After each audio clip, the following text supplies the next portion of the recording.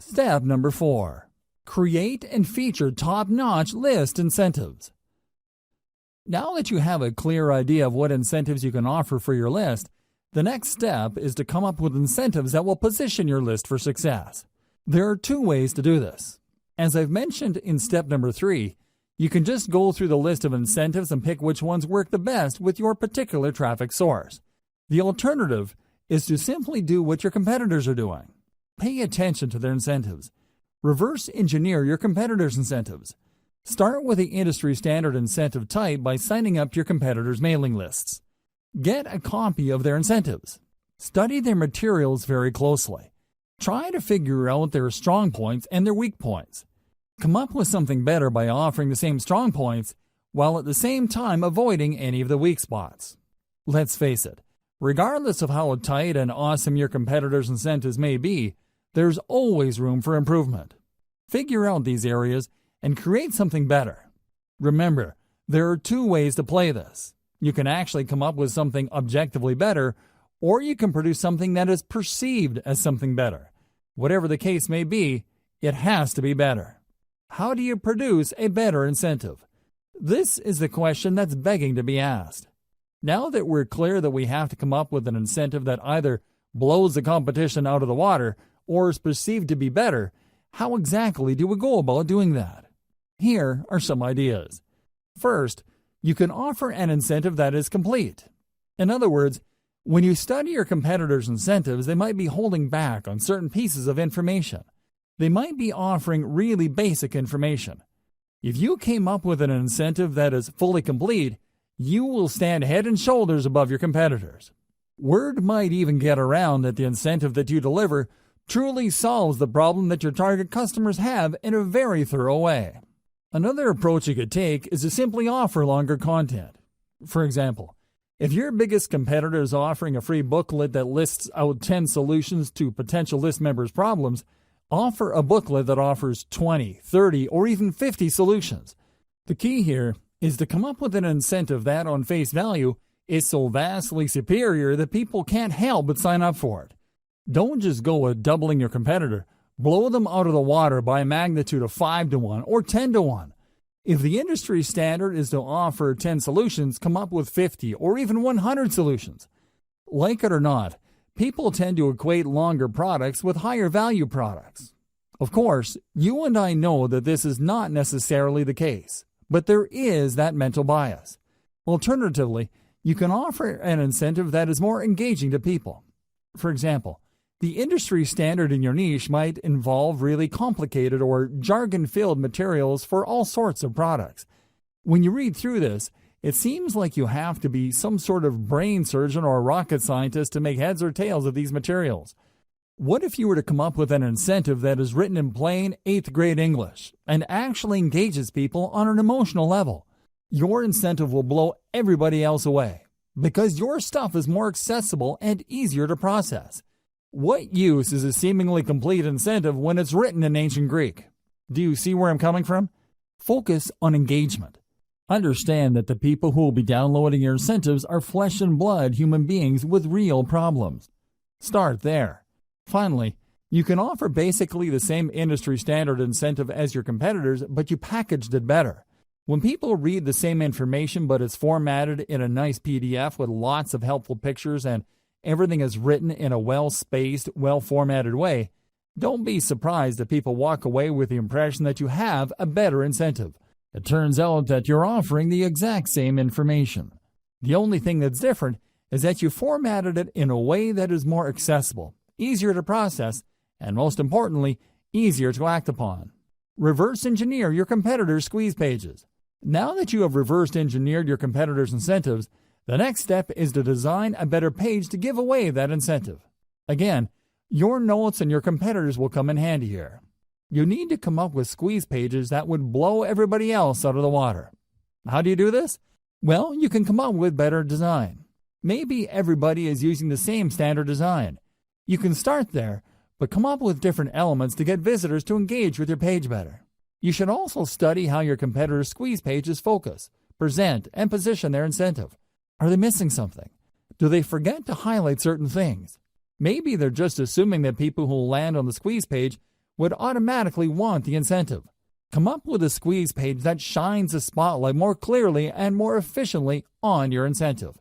Finally, you can reverse engineer your competitor squeeze pages in such a way that the value proposition this page brings to the table is clearer. You have to remember that people are always asking, "What's in it for me?"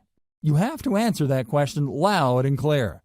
The value proposition that you bring to the table must be compelling enough for people to want to leave their email address. Make sure to do this. Based on my many years of list marketing, I can tell you that the vast majority of list marketers automatically assume that when people sign up for their list, they would actually welcome the updates. This is why most list marketers fail. You cannot assume this. Like I said earlier, there's a certain percentage of your visitors that are going to be list squatters. If you're not careful, this percentage can keep growing until they form the majority of your list. You have to make sure to emphasize the value of the updates on your list. You have to do this right before they sign up by including such text in the squeeze page. You also have to do this on the confirmation page that they get. You should tell them that they're getting the booklet, template, book, or whatever incentive you're offering, but they're also going to be getting very useful updates. You may want to invest some time highlighting the value these updates will bring to the lives of your list members. If you fail to do this, you run the risk of building a list full of squatters. Worse yet, people might be surprised that you're sending updates and might consider your email spam. You probably don't need me to tell you why that's bad news. Do yourself a big favor and emphasize the value of the updates of your list, because this is the only reason why you're giving out incentives in the first place. By getting all caught up in the incentive you're giving away, you end up sabotaging the success of your list. Make sure to keep your priorities straight. Otherwise, your list marketing business might go belly up sooner or later. Create a two-step list recruitment setup. A lot of list marketers are under the impression that the more people that join their list, the better. I'm telling you, the whole idea of the more the merrier doesn't work in list marketing. In many cases, you'd be making a lot more money having less people on your list than having a bloated list of squatters or uninterested people. You have to make sure that only people who are truly interested in the value of your updates get on and stay on your list. One very powerful way to do this is to create a two-step list recruitment setup. A lot of list marketers set up their lead capture pages in such a way that when you load a page, you only need to enter your email address and your name and click the submit button. That's all you need to do. Automatically, you'll get a confirmation and you are on their list. The confirmation page usually has a download link to their incentive that you signed up for. This is going to be a problem because this can attract curiosity seekers. This can attract people who are not really all that interested, but are just curious as to the incentive that they would get. In other words, you risk attracting all the wrong eyeballs. You have to set up your list in such a way where the prospect has to click a button to get to the form. This added step filters out curiosity seekers. Your form gets in front of the eyeballs of people who are more motivated. They have to read an ad or text that spells out the opportunity and benefit of your list. They then click through to get to the squeeze page form. In other words, you qualify them before you sign them up to your list. Either way, if you do this right, your form should talk about the benefits of the mailing list.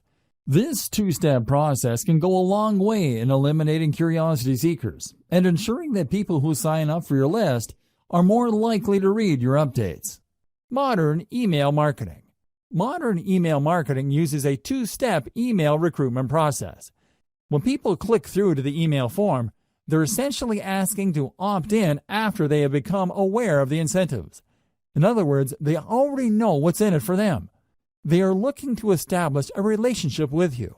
They want to give you permission to continue talking to them.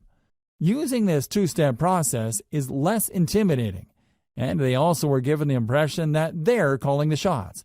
It's their choice whether to click through to the form or not. Another great benefit of modern email marketing's two-step email sign-up process is that this enables you to offer different incentives at different parts of your blog page. When people load your content, they see different ads for different lists. When they read the ad, they learn about the value that the list would deliver, and then they click through to join that list. You get a lot of control over your mailing list because you can qualify people based on their interest. Different people with different needs would sign up to different lists.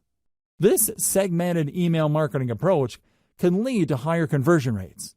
Instead of just dumping everybody who's interested in a wide range of problems related to your niche on one general mailing list, you end up with highly filtered lists speaking to different problems.